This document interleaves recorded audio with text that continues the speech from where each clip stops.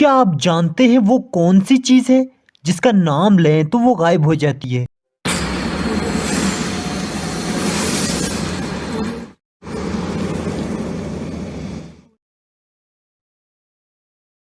बिस्मिल्लाहिर्रहमानिर्रहीम। Once again welcome to another videos. आज का मेरा सवाल इंतहाई आसान सवाल, वो कौन सी चीज़ है जिसका नाम लें तो वो गायब हो जाती है। अगर आता है आपको इस सवाल का जवाब तो आप दे सकते हैं कमेंट्स में इसका जवाब।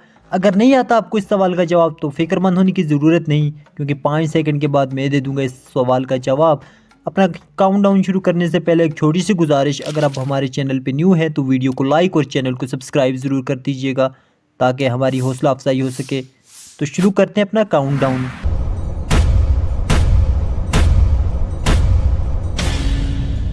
आज के हमारे सवाल का जवाब है जी खामोशी। कैसी लगी आपको मेरी ये वीडियो कमेंट्स में ज़रूर बताइएगा।